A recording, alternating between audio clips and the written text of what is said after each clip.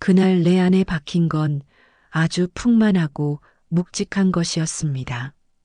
그때 사과 농장에 가지 않았더라면 아마 평생 몰랐을 것입니다. 잊었다고 믿었던 감정이 한 사람으로 인해 다시 내 안을 휘젓고 있다는 것을요. 아내를 떠나보낸 지 12년. 63세의 김태수에게 남은 것은 텅 빈 집과 혼자 감당하기엔 너무 큰 사과 농장, 그리고 매일 아침 깨어나는 것조차 고통스러운 일상뿐이었습니다. 매일 새벽 5시 나는 여전히 아내가 누워 있을 것 같은 착각 속에서 깨어납니다. 손을 뻗어보지만 거기엔 12년째 차가운 공허만이 있을 뿐이죠. 그날도 마찬가지였어요. 또 하루를 버텨내야 하는 무거운 하루가 시작되는 거였습니다. 태수가 아내의 무덤 앞에 무릎을 꿇고 앉았고 손에는 낡은 사진이 들려 있었습니다. 미영아, 오늘도 혼자 할 수 있을까? 매일 아침 아내의 무덤 앞에서 나는 똑같은 질문을 합니다. 대답은 언제나 침묵뿐이지만 그 침묵조차 이제는 익숙해졌어요. 하지만 그날은 달랐습니다. 사랑하는 사람을 잃는다는 건 자신의 절반이 산채로 잘려나가는 것과 같습니다. 6년간 함께 암과 싸우고 희망하고 절망하고 다시 일어서기를 반복했지만 결국 그녀는 내 품에서 떠났어요. 그 순간부터 나는 살아있으나 죽은 사람이 되었습니다. 숨쉬되 숨쉬지 않는, 걷되 걷지 않는, 웃되 웃지 않는 그런 내가 3,000평의 사과 농장을 혼자 지켜낸다는 것. 매년 더 무거워지는 짐이었습니다. 하지만 이 농장은 미영이와 내가 30년에 걸쳐 일궈낸 꿈이었어요. 그녀의 손길이 닿지 않은 곳이 없는 우리 사랑의 마지막 증명이었죠. 포기할 수도 계속할 수도 없는 그런 절망적인 딜레마 속에서 나는 하루하루를 버텨내고 있었습니다. 죽음은 2번 온다고 합니다. 첫 번째는 사랑하는 사람이 우리 곁을 떠날 때, 2번째는 우리 자신이 다시 사랑할 힘을 잃을 때, 나는 이미 2번 다 죽었다고 믿었습니다. 하지만 그날은 달랐습니다. 바로 그때였습니다. 운명이라는 것이 정말 존재한다면 그것은 아마 이런 모습일 거예요. 가장 절망적인 순간에 가장 예상치 못한 곳에서 가장 불가능해 보이는 일이 벌어지는 것. 59세의 박은희가 내 인생에 나타난 건 그런 순간이었습니다. 그녀 역시 나와 같았습니다. 30년을 함께한 남편을 잃고 그녀의 모든 것을 잃고 3년째 전국을 떠돌며 하루하루를 버텨내고 있는 또 다른 절반의 인생이었죠. 2개의 상처 입은 영혼이 가을 끝자락 사과 농장에서 만나게 될 줄 그때는 누구도 알지 못했습니다. 그 풍만하고 묵직한 감정은 처음엔 작은 떨림으로 시작되었습니다. 상처 입은 가슴에 다시 심장이 뛸 수 있다는 것을, 죽은 줄 알았던 감정이 한 사람으로 인해 다시 꿈틀거릴 수 있다는 것을, 그 모든 기적은 이제 막 시작되려고 하고 있었습니다. 아침 7시 경상북도 산골 마을의 사과 농장에 서늘한 기운이 감돌고 있었습니다. 태수는 허리를 펴고 멀리 마을 입구를 바라보았죠. 오늘은 마을 이장이 소개해준 농업 도우미가 오기로 한 날이었거든요. 올해는 특히 사과 농사가 잘 되어서 나무마다 빨간 사과들이 주렁주렁 매달려 있었어요. 하지만 혼자서는 도저히 감당할 수 없는 양이었죠. 지난주 허리를 다친 후로는 더욱 절실했습니다. 아무래도 젊고 힘센 사람이 와야 할 텐데. 태수는 혼잣말을 중얼거리며 사과 농장을 둘러보았습니다. 아내 미영이가 세상을 떠난 지 벌써 12년이 지났지만 여전히 이런 때면 그리움이 밀려왔어요. 태수는 매일 아침 같은 시간에 일어나 같은 자리에서 혼자 밥을 먹었습니다. 12년 동안 변하지 않은 일상이었죠. 가끔 너무 조용해서 미영이의 목소리가 들리는 것 같을 때가 있었어요. 같은 시간 마을 입구에서는 한 여성이 천천히 걸어오고 있었습니다. 박은희 59세. 그녀는 지난 3년 동안 전국 각지를 돌아다니며 농사일을 도와왔어요. 부산에서 올라온 긴 여행길에 지쳐 있었지만 새로운 일터에 대한 기대감도 있었죠. 은희에게는 이런 시골 마을이 낯설지 않았습니다. 어린 시절 할머니 댁에서 보낸 여름방학들이 떠올랐어요. 하지만 이제는 관광객이 아닌 일꾼으로 이곳에 온 것이었죠. 오전 8시 40분이 넘어서야 마을 입구에서 짐을 든 사람 하나가 천천히 걸어오는 모습이 보였어요. 태수는 눈을 가늘게 뜨고 그 사람을 유심히 바라보았습니다. 그런데 가까이 다가올수록 뭔가 이상했어요. 예상했던 젊은 남성이 아니라 50대 후반으로 보이는 여성이었거든요.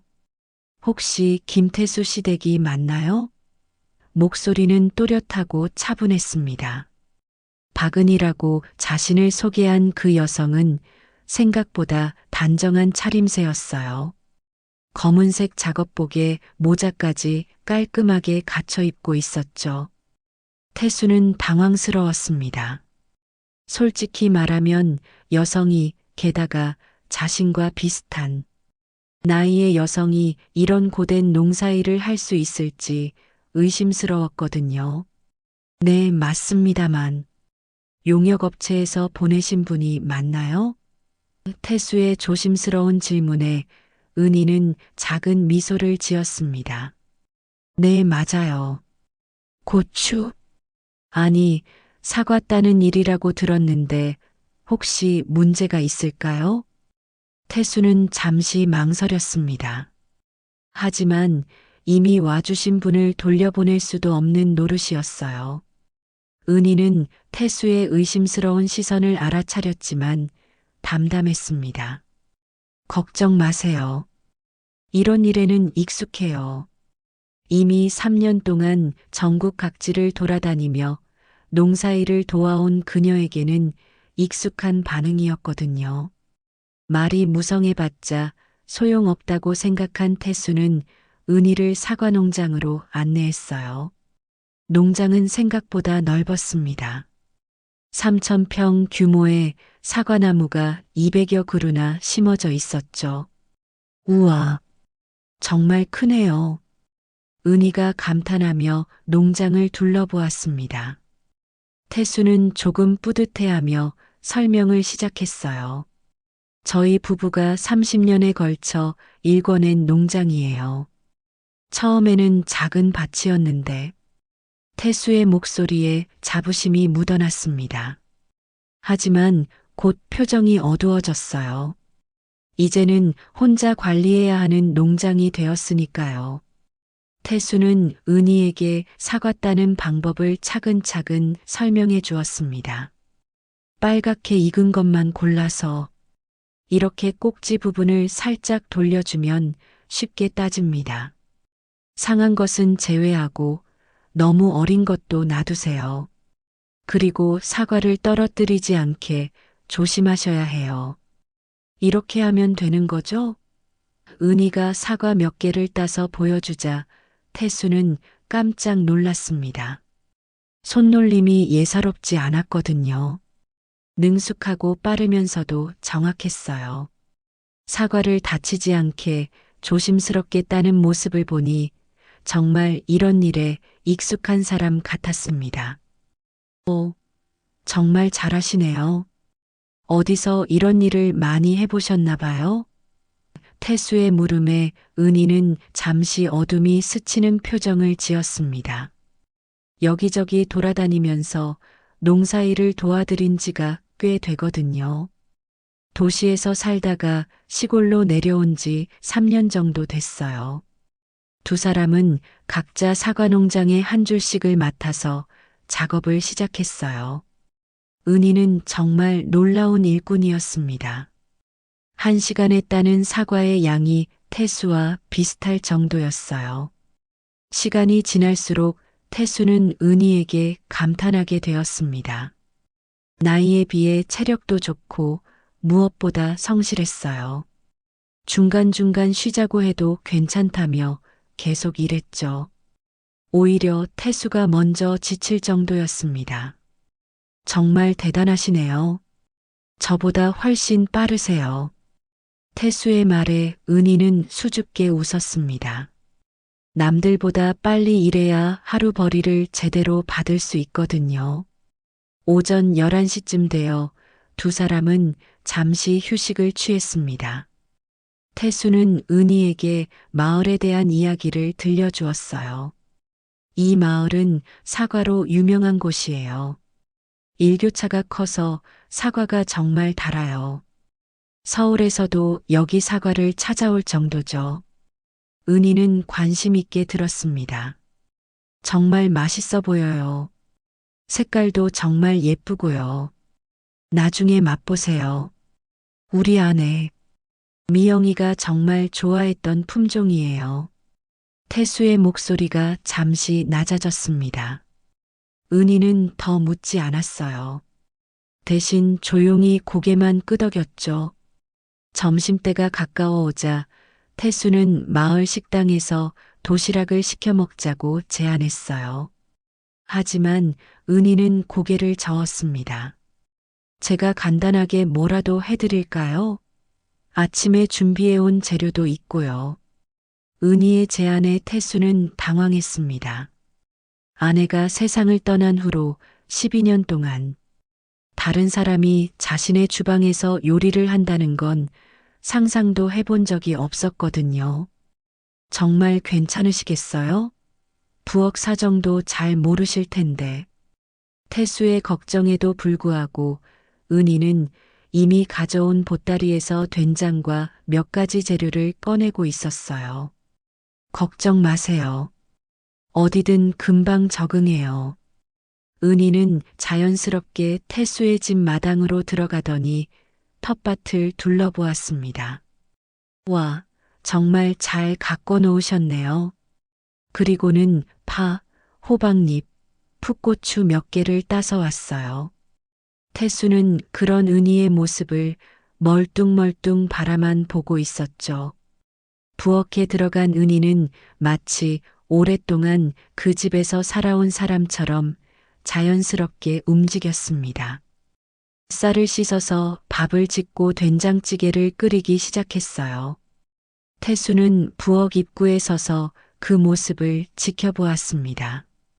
아줌마, 정말 익숙하시네요.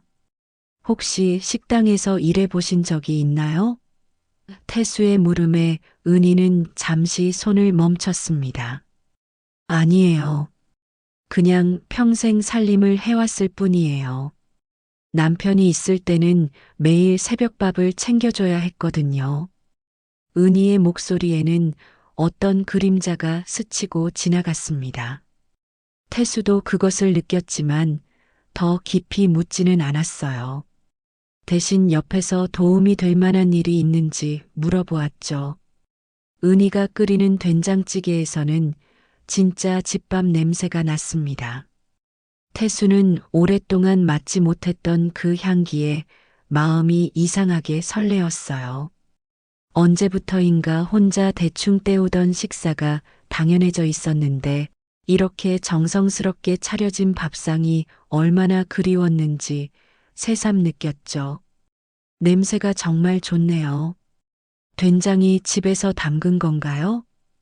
태수의 물음에 은희가 대답했습니다. 네, 작년에 담가둔 거예요. 농사일하면서 여기저기 다니다 보니까 항상 조금씩 가지고 다녀요. 태수가 숟가락을 들어 된장찌개를 한 입 떠먹는 순간 눈이 커졌습니다. 짠맛과 단맛이 적절하게 어우러진 그 맛은 마치 아내 미영이가 끓여주던 찌개 맛과 비슷했거든요.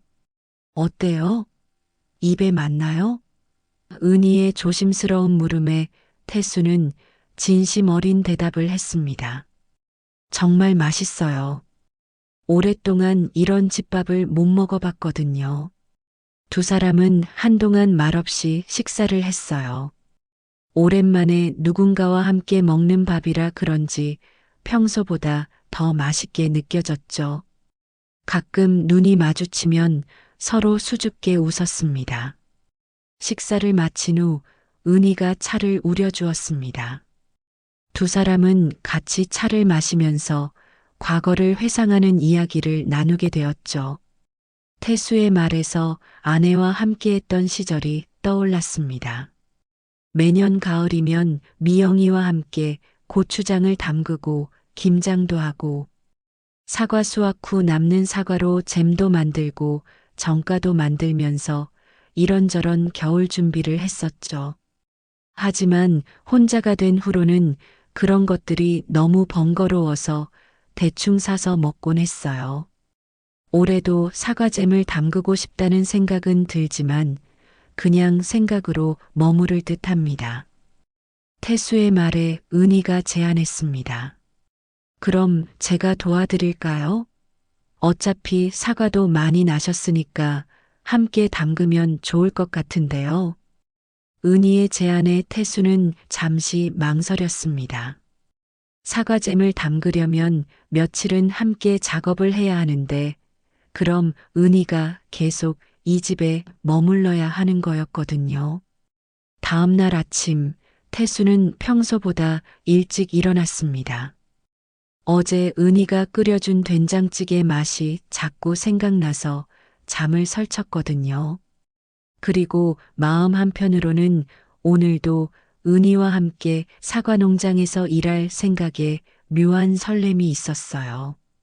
오늘은 내가 점심을 해드려야지. 태수는 혼잣말을 중얼거리며 부엌에서 간단히 아침을 준비했습니다. 그런데 오전 8시 마을 입구에서 나타난 것은 은희가 아니라 처음 보는 남성이었습니다. 40대 초반 정도로 보이는 그 사람은 작업복을 입고 있었어요. 혹시 오늘 저희 사과 농장에 작업하러 오신 분이신가요? 태수의 물음에 그 남성이 대답했습니다. 아, 네, 안녕하세요. 용역업체에서 보낸 이철민이라고 합니다. 오늘부터 사과 따는 일을 도와드리러 왔어요. 태수는 어리둥절했습니다. 잠깐만요. 어제 여자분이 와서 일했는데 그분은 어디 가셨나요? 철민은 잠시 머뭇거리더니 대답했습니다. 아, 그분 말씀이시군요. 용역업체와 문제가 좀 있었다고 들었어요. 그래서 갑자기 다른 곳으로 가게 됐다고 하더라고요. 문제라니? 무슨 문제요? 태수의 다급한 물음에 철민은 고개를 저었습니다. 자세한 건 저도 잘 모르겠어요. 회사에서도 자세히 말해주지 않았거든요. 혹시 어느 농장인지 아세요? 글쎄요. 마을 너머 큰 농장이라고만 들었는데 태수의 마음이 갑자기 무거워졌습니다. 은희에게 무슨 일이 생긴 건 아닌지 걱정이 되었어요. 어제까지만 해도 함께 사과잼을 담그자고 했던 그 사람이 갑자기 사라져 버렸으니까요. 철민은 성실해 보이는 사람이었습니다. 하지만 태수는 자꾸만 은희 생각이 났어요. 어제 함께 나눈 된장찌개도 사과 농장에서 나눈 대화도 모든 게 꿈같이 느껴졌죠. 일은 어제 하신 분과 똑같이 하면 됩니다. 빨간 사과만 따고 상한 건 빼고요. 태수는 철민에게 일을 시키고는 혼자 사과 농장 한 구석에서 작업을 했습니다. 하지만 마음이 자꾸 딴 데로 갔어요. 은희가 서 있던 자리를 보면서 어제의 기억을 되짚어 보았죠. 점심시간이 되자 태수는 철민에게 마을 식당에서 도시락을 사오라고 돈을 주었습니다. 혼자 남은 사과 농장에서 태수는 깊은 한숨을 쉬었어요. 진짜 하루 만에 이렇게 허전할 줄 몰랐네. 태수는 자신도 모르게 중얼거렸습니다. 겨우 하루 함께 일했을 뿐인데 은희가 없으니까 사과 농장이 텅 빈 것 같았거든요. 어제 은희가 따준 사과들을 보면서 그 사람의 꼼꼼한 손길이 생각났어요. 사과 하나하나를 소중히 다루던 모습, 무거운 상자도 마다하지 않던 성실함이 그리웠습니다. 오후 내내 태수는 일에 집중할 수 없었습니다. 철민은 성실하게 일했지만 뭔가 아쉬움이 계속 남았어요. 어제 은희와 나눈 자연스러운 대화도 함께 먹은 맛있는 식사도 그리웠죠. 해가 지고 철민은 인사를 하고 돌아갔습니다. 혼자 남은 태수는 집으로 들어가서 저녁을 준비했어요. 냉장고에서 어제 은희가 끓여준 된장찌개를 꺼내서 데웠죠. 맛은 똑같은데. 하지만 혼자 먹는 찌개는 어제만큼 맛있지 않았습니다. 함께 먹을 사람이 없으니까 음식도 싱거웠어요. 태수는 밥을 반도 못 먹고 숟가락을 놓았습니다. 그날 밤 태수는 잠을 이루지 못했어요. 은희에게 무슨 일이 생겼을까 걱정도 되고 다시 볼 수 있을까 하는 아쉬움도 컸죠. 창밖으로 보이는 사과 농장을 바라보며 어제의 기억을 떠올렸습니다. 이틀째 되는 날 아침, 태수는 마을 후배이자 마을 이장인 최봉식을 찾아갔습니다. 은희에 대한 소식을 더 자세히 알아보고 싶었거든요. 봉식아, 그 용역업체에서 온 여자분 말인데 무슨 문제가 생긴 거야? 봉식은 담배를 한 모금 빨고는 고개를 끄덕였습니다. 형, 내가 알아봤는데 큰일 났더라고. 용역업체랑 얘기가 달라져서 어제부터 다른 농장으로 갔는데 문제는 그 농장 주인이 좀 이상한 사람이래. 태수의 얼굴이 굳어졌습니다. 이상하다니? 뭐가? 일꾼들한테 함부로 대한다는 얘기가 있어. 특히 나이 든 여자분들한테는 더 심하다고 하더라고. 태수의 얼굴이 굳어졌습니다. 은희가 그런 곳에서 힘든 일을 겪고 있다는 생각에 마음이 불편했어요. 그 농장이 어딘지 알아? 산 너머 큰 비닐하우스 있는 곳이야. 포도 농장인데 거기 주인이 성격이 좀 괴팍하다고 소문났어. 봉식의 말을 들은 태수는 집으로 돌아가서 트럭 시동을 걸었습니다. 가만히 있을 수가 없었거든요. 은희가 정말 괜찮은지 확인하고 싶었어요. 어쩌면 도움이 필요할지도 모른다는 생각이 들었습니다. 산길을 한참 달려서 큰 비닐하우스가 보이는 곳에 도착했습니다. 멀리서도 큰 소리가 들려왔어요. 누군가가 화를 내는 목소리였죠. 태수의 가슴이 철렁했습니다. 이렇게 일하면 언제 끝내려고 그래? 태수가 가까이 다가가니 50대 남성이 몇 명의 일꾼들에게 소리를 지르고 있었습니다. 그 중에 은희도 있었어요. 고개를 숙이고 묵묵히 일하고 있었죠. 아니, 나이만 먹고 일은 제대로 못하면서 뭐 하는 거야? 농장 주인이 은희를 향해 손가락질하며 큰 소리를 치는 모습을 본 태수는 참을 수가 없었습니다. 태수는 성큼 다가가서 그 사람 앞에 섰어요. 뭐 하시는 거예요? 당신 누구야? 여기 관계자야? 농장주가 코웃음을 쳤습니다. 저분은 제가 아는 분인데 왜 그렇게 말씀하시는 거죠? 아는 분? 그럼 데려가세요. 일도 제대로 못하면서 뭘 바라는 거야? 태수의 얼굴이 빨갛게 달아올랐습니다. 하지만 참고 은희에게 다가갔어요. 은희 씨, 괜찮으세요? 은희는 깜짝 놀라며 태수를 바라보았습니다. 어떻게 여기까지? 걱정돼서 왔어요. 일 그만하고 같이 가요. 태수는 은희의 손을 잡고 농장 밖으로 나왔습니다. 뒤에서 농장 주인이 뭐라고 소리쳤지만 신경 쓰지 않았어요. 중요한 건 은희가 그런 곳에서 벗어나는 것이었죠. 트럭에 타서 한참을 달린 후에야 태수는 말을 꺼냈습니다. 많이 힘드셨죠? 은희는 창밖을 바라보며 작은 목소리로 대답했습니다. 괜찮아요. 이런 일에는 익숙해요. 익숙하다고 해서 당연한 건 아니에요. 사람을 사람답게 대해야죠. 태수의 진심 어린 말에 은희의 눈가가 촉촉해졌습니다. 오랫동안 혼자 이런저런 어려움을 겪어오면서 누군가가 자신을 걱정해주는 일이 거의 없었거든요. 정말 고마워요. 그런데 이러면 태수 씨만 손해보는 거 아닌가요? 은희의 걱정에 태수가 대답했습니다. 무슨 손해요? 어차피 사과 따는 일은 해야 하는 거니까 함께 하면 되죠. 트럭이 사과 농장이 있는 마을로 들어서자 익숙한 풍경이 보였어요. 이상하게도 은희의 마음이 편안해졌죠. 그날 저녁 태수는 평소보다 일찍 일을 마쳤습니다. 은희가 다시 돌아왔다는 기쁨도 있었지만 오늘 있었던 일로 마음이 복잡했거든요.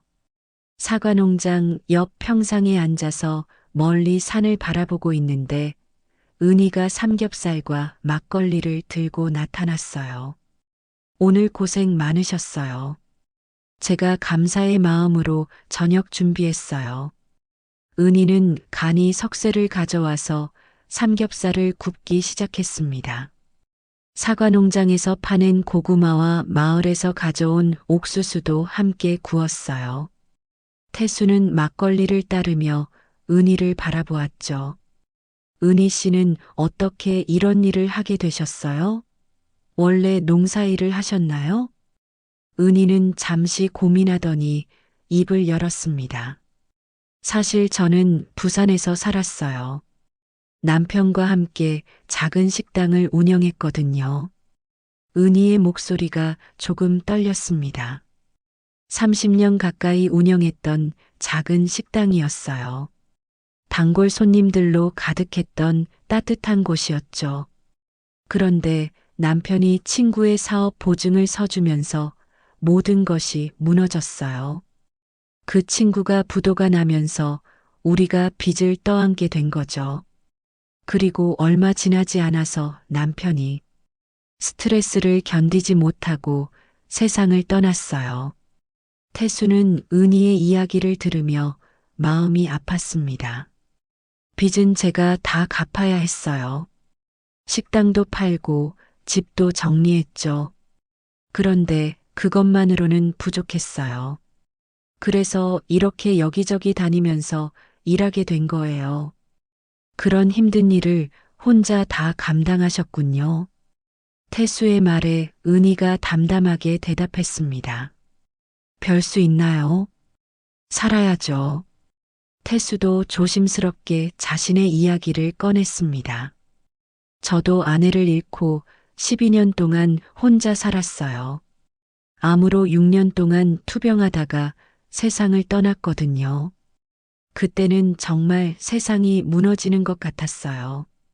태수와 미영이 함께 병원을 다니던 시절이 떠올랐습니다. 6년간의 길고 힘든 투병 생활이었어요. 하지만 그 시간 동안 더욱 깊어진 사랑도 있었죠. 많이 사랑하셨나 봐요. 은희의 말에 태수가 고개를 끄덕였습니다. 네, 30년 동안 함께 살았거든요. 처음에는 어떻게 살아야 할지 몰라서 정말 힘들었어요. 지금도 가끔 밤에 혼자 있으면 외로워요. 특히 이런 농사철에는 아내가 많이 그리워지죠. 두 사람은 서로의 아픔을 나누며 막걸리를 마셨습니다. 붉게 익은 사과들이 저녁 햇살에 더욱 빨갛게 보였어요. 은희의 얼굴도 막걸리 때문인지 살짝 붉어져 있었죠. 사람 일이 참 묘해요. 이렇게 만나게 될 줄 몰랐는데. 은희의 말에 태수도 고개를 끄덕였습니다. 정말 그래요. 어제까지만 해도 혼자였는데 이렇게 함께 이야기할 사람이 생기다니. 해가 완전히 지고 나서야 두 사람은 자리를 정리했습니다. 은희는 농막에서 자겠다고 했지만 태수는 마음이 편하지 않았어요. 오늘 있었던 일 때문에 은희가 혹시 무서워하지는 않을까 걱정됐거든요. 정말 괜찮으세요? 혹시 불편한 게 있으면 언제든 말씀하세요. 고마워요. 정말 오랜만에 편안한 저녁이었어요. 그날 밤 11시쯤 갑자기 하늘에서 굵은 빗방울이 떨어지기 시작했습니다. 처음에는 조금씩 내리던 비가 점점 세져서 나중에는 폭우가 되었어요. 태수는 침실에서 창문을 열고 밖을 내다보았죠. 이런 비가 올 줄 몰랐는데 농막에서 자고 있을 은희가 걱정되었습니다. 농막은 오래된 건물이라서 비가 많이 오면 여기저기 물이 셀 수 있거든요. 태수는 우산을 들고 밖으로 나갔어요. 농막 앞에 도착하니 정말로 천장에서 물이 떨어지고 있었습니다. 은희는 여기저기 대야와 양동이를 놓고 물을 받고 있었어요. 은희 씨, 괜찮으세요? 아, 태수 씨, 죄송해요. 밤늦게 소란을 피워서 무슨 그런 말씀을 이런 비에 여기서 못 주무시겠어요. 집으로 오세요. 하지만 그때 천장에서 더 큰 물방울이 떨어지면서 은희의 이불이 젖었습니다. 태수는 더 이상 두고 볼 수 없었어요. 됐어요. 짐 챙기시고 집으로 가요. 이런 비에 여기서 주무시면 안 돼요. 비가 너무 세게 와서 짧은 거리도 흠뻑 젖었죠.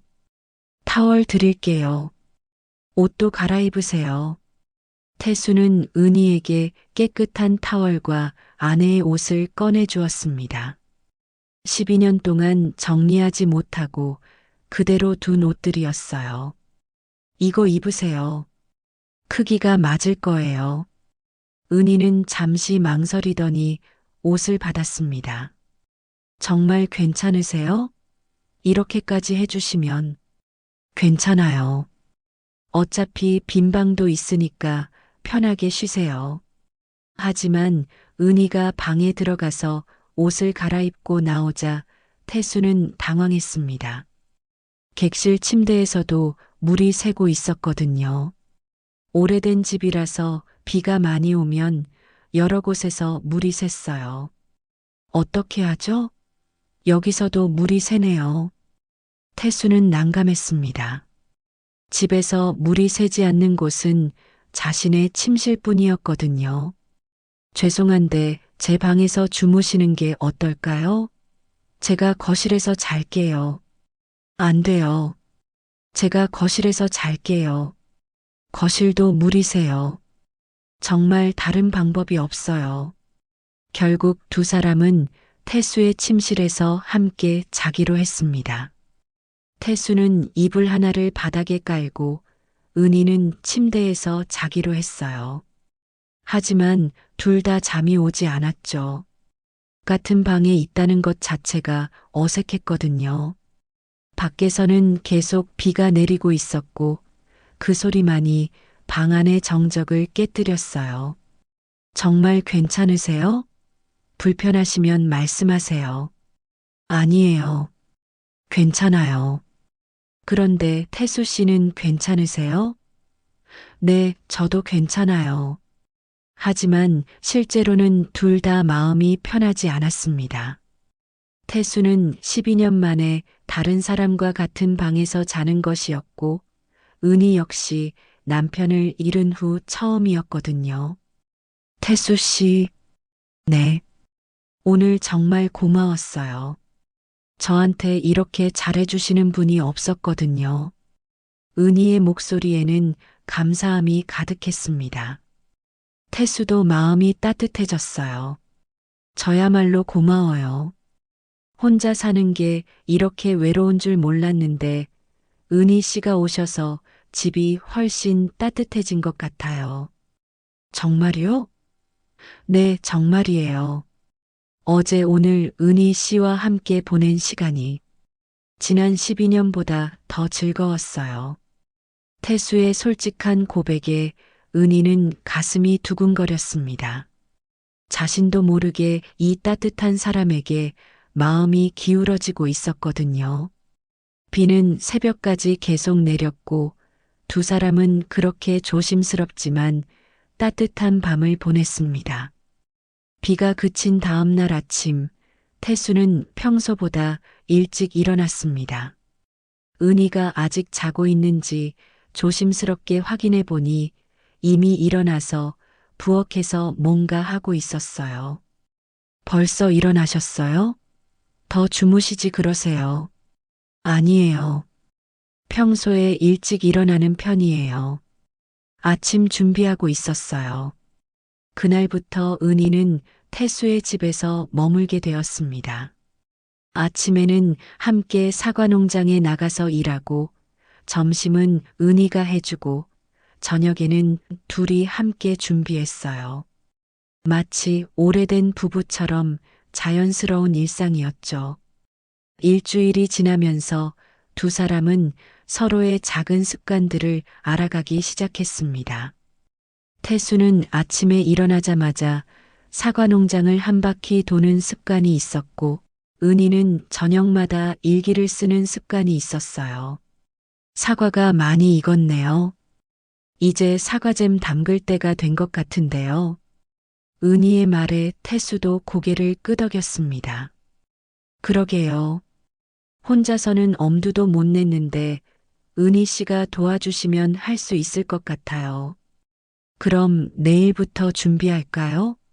사과 껍질 벗기는 것부터 시작해야 해요. 다음 날부터 두 사람은 본격적으로 사과잼 담그기 작업에 들어갔습니다. 먼저 잘 익은 사과를 따서 깨끗하게 씻고 껍질을 벗기는 작업이었죠.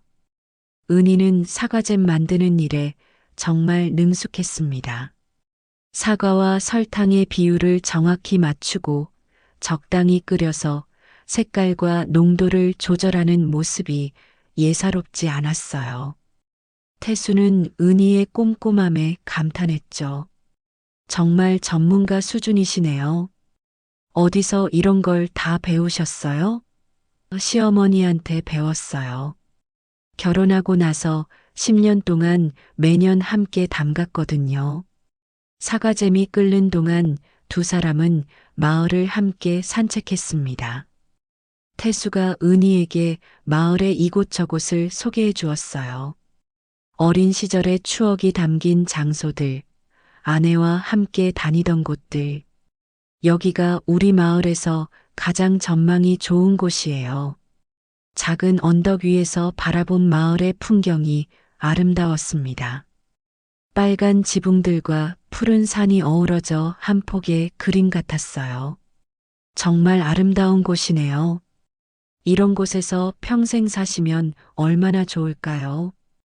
은희의 말에 태수의 가슴이 두근거렸습니다. 혹시 은희도 이곳에 머물고 싶어 하는 것일까요? 마을 사람들 사이에서는 태수와 은희에 대한 이야기가 오가기 시작했습니다. 12년 동안 혼자 살던 태수에게 여자가 생겼다는 소문이었죠.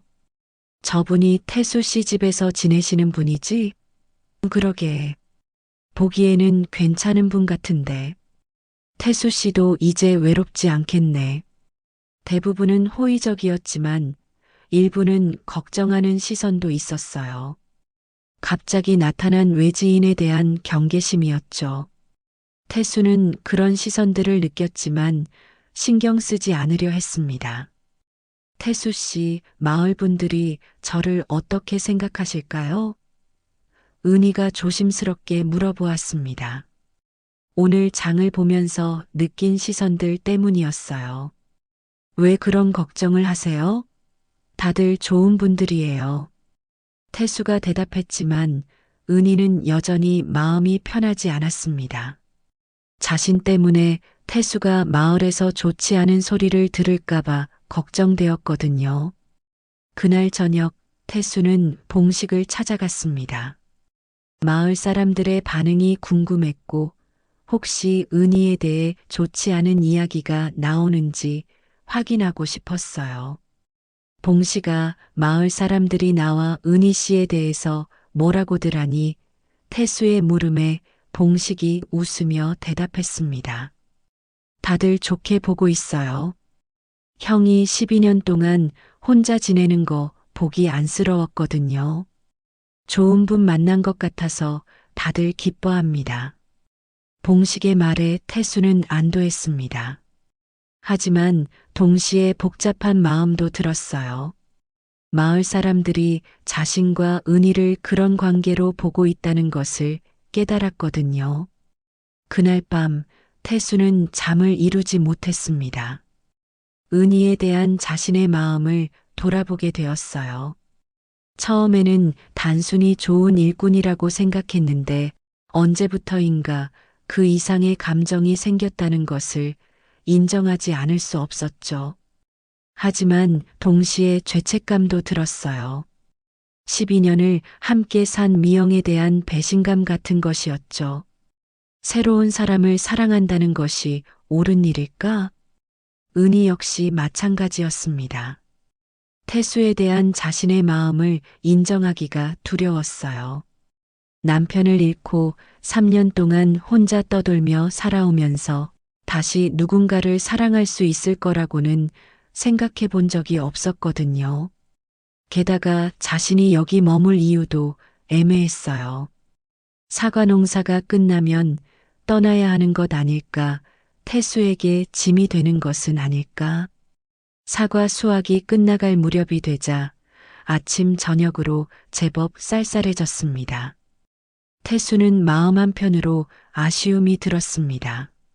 사과 농사가 끝나면 은희가 또 다른 곳으로 떠날지도 모른다는 생각 때문이었죠. 사과 농사가 거의 끝나가네요. 그러게요. 정말 빨리 지나간 것 같아요. 은희도 마찬가지 생각이었습니다.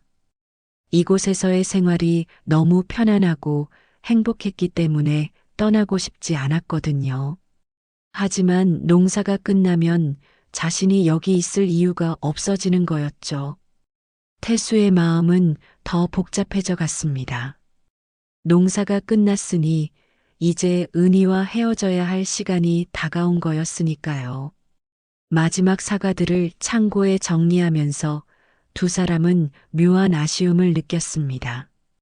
이 작업이 끝나면 정말로 모든 일이 마무리되는 거였어요. 올해 정말 풍년이었네요. 혼자였다면 이렇게 잘 마무리하지 못했을 거예요. 태수의 말에 은희가 미소 지었습니다. 저도 좋은 경험이었어요. 이렇게 체계적으로 관리되는 농장에서 일해본 건 처음이었거든요. 서로 감사하다는 말을 했지만 정작 중요한 이야기는 꺼내지 못했어요. 앞으로 어떻게 될 것인지, 서로에게 어떤 마음인지. 그날 저녁 태수는 시내에 나가서 와인 한 병을 사왔습니다. 그리고 평소보다 정성스럽게 저녁을 준비했어요. 오늘은 특별한 날로 만들고 싶었거든요. 더 이상 미룰 수 없는 이야기를 해야 할 때가 왔다고 생각했습니다. 오늘 뭔가 특별한 날인가요? 은희가 물어보자 태수는 잠시 망설이다가 대답했습니다. 네, 특별한 날이에요. 은희 씨와 함께한 시간을 기념하고 싶어서요. 저녁을 먹고 나서 두 사람은 와인을 마시며 이야기를 나눴습니다. 평소보다 진지한 분위기였어요. 은희 씨, 이제 농사가 끝났는데 앞으로 어떻게 하실 거예요? 태수의 조심스러운 질문에 은희는 잠시 고민했습니다. 글쎄요. 아직 정확히 정하지 못했어요. 다른 농장에서 겨울 일거리를 찾아봐야겠죠. 태수의 가슴이 철렁했습니다. 역시 은희는 떠날 생각을 하고 있었던 거였어요. 하지만 이대로 보낼 수는 없었습니다. 혹시 여기서 계속 지내실 생각은 없으세요? 태수의 말에 은희는 깜짝 놀랐습니다. 여기서요? 네, 저와 함께요. 태수는 용기를 내어 계속 말했습니다. 이렇게 말씀드리는 게 갑작스럽긴 하지만 은희 씨와 함께 보낸 이 몇 달이 제 인생에서 가장 행복한 시간이었어요. 혼자 살면서 얼마나 외로웠는지 이제야 깨달았거든요. 은희의 눈에 어느새 눈물이 고였습니다. 자신도 같은 마음이었거든요. 저도 마찬가지예요. 이곳에서 태수 씨와 함께 보낸 시간이 정말 소중했어요. 하지만 제가 여기 있으면 태수 씨만 힘드실 것 같아서요. 저는 빚도 있고 변변한 것도 없고 태수가 일어서서 은희의 손을 잡았습니다. 그런 건 중요하지 않아요. 저는 은희 씨와 함께 있을 때가 가장 행복해요. 혼자 있을 때는 몰랐는데 이렇게 누군가와 함께 하루하루를 보내는 게 이렇게 소중한 줄 몰랐어요. 태수는 무릎을 꿇고 은희 앞에 앉았습니다. 저와 결혼해 주세요. 이제는 아내로 함께 있어 줄 수 있겠어요? 서로의 남은 인생을 함께 채워나가요.